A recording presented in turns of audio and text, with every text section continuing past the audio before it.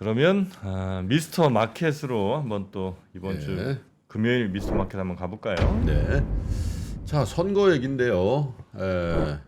헤드라인이죠. 내년은 선거해 미리 주목해야 될 업종과 종목은 뭐냐?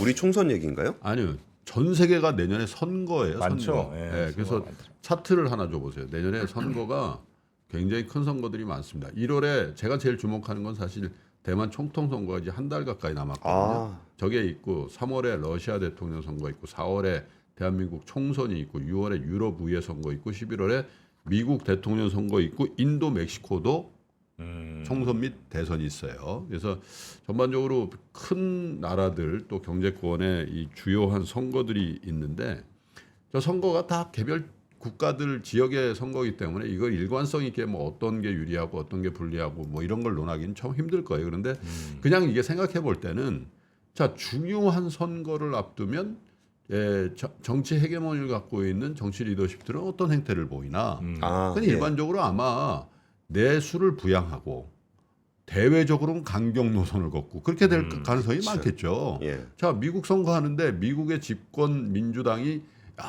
계속 긴축해가지고 막 힘들게 해가지고 미국 국민들 원성을 자아내겠어요? 그리고 미국 대통령이 밖에 막 퍼주고 막 그래가지고 미국 사람들이 야 바이든 정신없네 지금 우리도 못 사는데 뭐 이런 여론을 안 만들 거라는 거죠. 예. 그리고 뭐 러시아도 마찬가지지 않겠어요? 러시아 푸틴 대통령이 이제 이번에 재선 나오잖아요. 이번에 하면 4선째인데 예. 4선째 나와가지고 뭐라 그러겠어요? 야 우크라이나 우리 평화적으로 끝내고 그런 얘기 안 할 걸? 내가 완벽하게 내가 승리해 버린다고 그렇게 얘기하고 거기에 맞춰서 전세도 그렇게 갖고 가려고 노력하지 않겠냐 이거죠. 그러면서 내치로는 이제 러시아 국민들에게 뭔가 이렇게 뭔가 주는 뭐 이런 조치들을 할 가능성이 많고 인도도 마찬가지고 우리도 마찬가지 맥락에서 봐야 된다. 그래서 국제 관계에서는 좀 긴장감을 더 고양시킬 가능성이 많고 내부적으로는 지금 미국의 금리 인하라든지 이런 것들도 어떻게 보면 그런 것 그러니까 뭐 그렇지는 않을 가능성이 있지만 어제도 그 김한진 박사께서 그런 말씀을 와 너무 정치적이다. 제롬 파월 야 이거 그런 거 아니냐.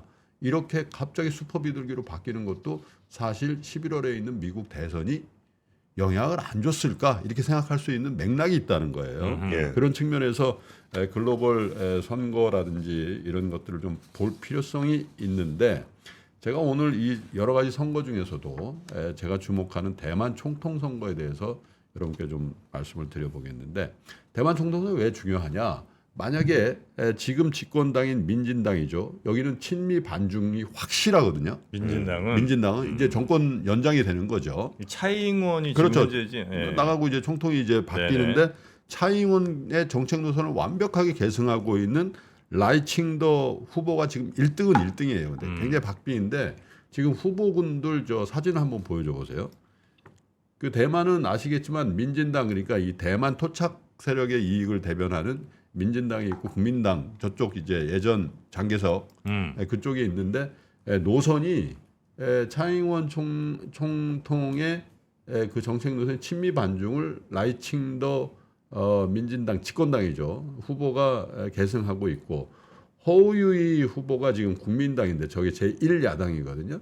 근데 저거는 보시면 중국과 건설적 교류하겠다. 저거는 뭐 친중까지는 아니지만 어쨌든 친미 반중하고는 굉장히 대별되고 그다음에 커원저 제2야당인 민중당도 중국과의 소통은 강화한다. 이렇게 돼 있잖아요. 그래서 이게 지금 그 선거의 양상이 굉장히 혼전 국면인데 대만 총통 후보의 지지율 추이를 한번 보여드릴게요. 차트 쪽으로. 네. 저기 라이칭더 후보 민진당 그 집권당 후보인데 지금 35.1 지난 12일 기준이에요. 그 다음에 국민당 제1야당 후보가 허우유인데 32.5인데. 와 치열하네요. 네, 근데 지금 보시면 라이칭더 후보는 살짝 내려오고 있는 추세고, 그 다음에 이제 허우유이 국민당 후보는 살짝 올라가는 추세이기 때문에 저게 한 달 정도 시간이면 충분히 골든 크로스가 나올 수 있는 그런 정도인데. 저게 또 커윈저 민중당 후보의 지지율이 과연 어떻게 될지도 굉장히 관심거리예요. 근데 정책 노선상으로 보면 커윈저 제2야당 커원저 후보의 그 대중 정책은 라이칭더 민진당 집권당 후보하고는 조금 멀고 허우유이 국민당 후보하고 좀 왜냐하면 교류한다니까 그렇잖아요. 그래서 저게 이제 물론 이 여론조사의 신뢰 수준이 95% 오차범위 플러스 마이너스 2.8%라서 아직은 오차범위 밖에 있긴 한데 정말 잘 모르겠다라는 그런 그 대만 내부의 그런 분위기란 말이에요. 선거 막판 되면 좀 두 명한테 쏠리겠죠. 아무래도. 쏠릴 가능성이 있죠. 네. 그래서 이제 저 표가柯원저 후보의 표가 어쨌든 야당이니까 국민당 후보 쪽으로 몰리면 민진당이 어렵네. 갈 수 있다 이런 이제 분위기가 이제 잡힌다는 거죠. 자 그러면 만약에 민진당 후보가 되면 그 양안 관계는 지금과 같은 맥락으로 갈 가능성이 많겠죠. 어쨌든 친미의 반중의 어떤 그 분위기를 더 강화시킬 가능성이 있고 다만 이제 허우유이 국민당 후보가 만약에 된다면 양안 관계는 양안 관계 긴장은 조금 완화될 가능성이 또 그 상황에서 미국의 스탠스도 애매해질 가능성이 있다. 그러네요. 네. 예. 왜냐하면 긴장 관계를 막 하면서 대만은 자기네 편으로 이렇게 딱 하고 아시아의 제해권 뭐 이런 것들에 대해서 딱 그 스토리텔링이 돼야 되는데 만약에 국민당 후보가 돼서 우리 저 중국하고 그일하고 중국하고 좀 전보다는 좀 친하게 지낼래요. 이런 머쓱해지는 분위기가 나올 수 있다. 이게 또 사실 미국 대선의 외교 전략에도 영향을 줄 가능성이 굉장히 많아요. 왜냐하면 올해 작년에 보십시오. 미국의 주요 인사들이 다 대만을 갔잖아요. 네? 뭐 북해에서도 굉장히 많이 가고 그래서 이제 중국이 굉장히 발끈하고 또 지난번 샌프란시스코에 그 가서도 시진핑 주석이 다른 거는 다 완화적인 얘기를 했어도 네. 대만에 대해서만큼은 확실하게 우리 주권이라고 얘기를 계속하고 있는 상황이기 때문에 대만 선거가 상당히 왜냐하면 이게 다 반도체하고도 연결이 돼 있잖아요. TSMC가 네. 과연 이런 정권의 변화에도 굉장히 민감하게 대만을 대표하는 기업으로서 그래서 내년은 어쨌든 뭐 1월부터 시작해서 대만 총통 선거로부터 시작해서 11월 미국 대선 때까지 굉장히 큰 선거들이 연쇄적으로 이어지는데 제가 모두에도 말씀드렸습니다만 일관되게 말씀드리기는 어렵지만 사실 내수를 진작하려는 그 새로운 기분들이 선거 전후로 굉장히 강화될 가능성이 있고 국제 관계는 훨씬 더 긴장감이 가중될 가능성이 있다 이렇게 보여지네요. 네. 자 이제 대만 선거를 시작으로 이제 내년 내내 우리나라 포함해서 이제 선거들이 굉장히 좀 많아지는데 그 결과에 따라서도 경제에 또 미친 영향이 크니까 뭐 그런 것들도 내년엔 저희가 잘 또 팔로우업 해갖고 여러분한테 분석해서 경제에 미친 영향들도 전해드리도록 하겠습니다. 대만에도 정치 테마주 이런 게 있을까요? 응? 정치 테마주. 정치 테마주? 네. 대만에? 네. 당연히 있겠죠. 음.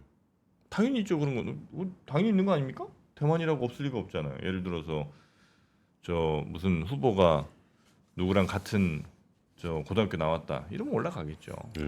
그렇다고 뭐 라이칭더 민진당 후보가 누구랑 갈비 고등학교 뜯었다. 동창이랑 갈비 먹었다고 뭐 그러진 않지. 7일 상한가 가고. 네. 자, 여튼 12월 16일이니까 내일 아주 중요한 일이 또 우리나라에 있습니다. 네. 내일 바로 연금저축투자의 중요성을 알리는 그런 콘텐츠 하나 올라갑니다. 강창희 대표님. 강창희 대표님과 함께 네. 오전 10시에 업로드가 되지 않겠습니까? 네, 그래서 그거 꼭 보시고 본방사수 하시고 200분께 드리는 커피 쿠폰도 꼭 받아가시길 네. 바라겠습니다. 내일 오전 10시 3프로TV에서 공개가 된다는 거 잊지 마시기 바라겠습니다. 네. 자, 그러면 어떻게 이 정도 하고 우리 공 기자님은 가실래요? 예, 가겠습니다. 네. 네. 주말 잘 보내시고 주말 잘 보내시고. 압권 채널도 좋은 콘텐츠 계속해서 잘 올려주시고. 이번 주말에도 재밌는 거 많이 올라갈 겁니다. 네. 예. 그러면 월요일에 뵙겠습니다. 예, 감사합니다.